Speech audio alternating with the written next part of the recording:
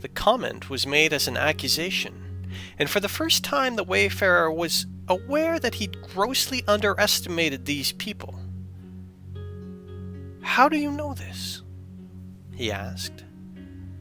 "We know this because we know our stories." Then the old man pointed to the ceiling, as if to the stars. "Because we know how we came to be here. Every step of the way. This is something you were never told because of your never-ending amnesia." This comment was less an accusation and more a point of fact. The old man and those gathered around him now held the little birds delicately in their hands. Some of those assembled dipped their reeds in the clay pots and began tracing delicate lines over the wings, breasts, and tail feathers of the tiny creatures.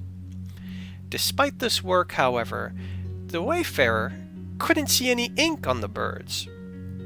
His confusion only added to the sense that he was not in control of this situation. "You know, if you're here, it must mean you're here for more than just stories," said the old man. It was true. The stranger was here for something else. He knew it was to help. He just didn't know what it was. "Yes, I am," he replied. "But you don't know what it is you're to do." "No, I don't," he admitted. The old man nodded to one of the older women, and she'd finished drawing on her bird. She stood up and walked over to the door and closed it, passing the interior of the hut in an impenetrable darkness. The old man continued when all was quiet.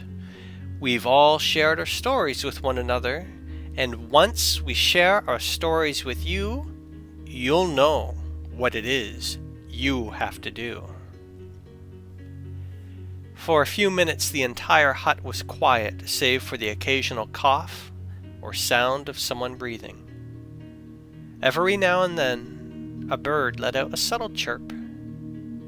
Then the old man began to speak. This time in a slightly firmer voice. As he began, the birds lifted in the air and flew blindly toward and around the top of the hut. The darkness was shattered by flecks of light that came from one of the birds that flew in a sequence that matched the old man's cadence. Lights similarly began to appear beneath the old man's skin, appearing as intricate designs that corresponded with the words he spoke. As he spoke, they grew more elaborate, revealing a geometric and pictographic tapestry on his flesh. The wayfarer followed the nuances, whether they were spoken, lit on flesh, or formed in flight. At some point, the wayfarer decided the birds weren't entirely necessary to the story being revealed, but acted more as carriers for their words. They could, if released from this storytelling chamber, fly unseen with entire mythologies on their wings and in their songs. Only a watcher, observant in bird flight and song, could summon the story from the acrobatic little beings. The story shared by the old man was Adona's creation story. The pieces slowly began to fall into place for the wayfarer as the story progressed. And as it did, he became a little more aware of his own self in the process. One full day and one full night marked the complete cycle, 10 stories in all. As the 2 moons sank into the water in the southeast and the sun rose from the underworld, the wayfarer knew the full significance of the place he'd arrived. His memories, tatters before now, adorned him like a spring cloak.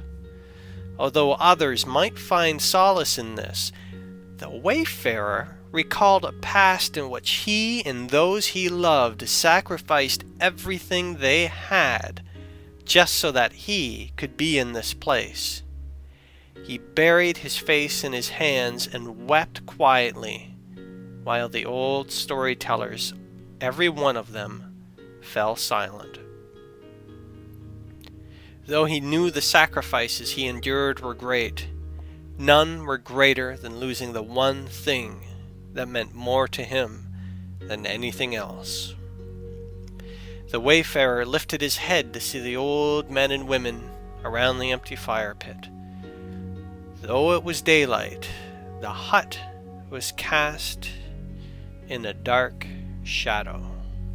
The movement of his hands was suddenly sluggish, and he knew now they were on the bottom of the ocean. 10 floating squid had replaced the flying birds. They too flickered in iridescent light. "If you wish to know what you are to do," said the old man, "step outside and look in the eyes of the one who crosses boundaries." The wayfarers slowly stood up in the murky underworld, turned to face the east, and unlatched the door. Outside there floated a giant monster with eyes that shone bright as stars. It stared at him with an open maw, and he stared back. As he stared back, he could feel his own eyes, or at least one of them, his left one, shine back in recognition. "He is the one you've been hearing so much about," said the old man from behind him. Only the voice wasn't that of the old man. It was a little boy. When the wayfarer turned, he saw just 2 people standing there, a young woman and her frail, crippled son. The mother looked grief-stricken, but it was the boy that drew his attention as he said, "Take me to the walking stick people. They will know best how to fight this war."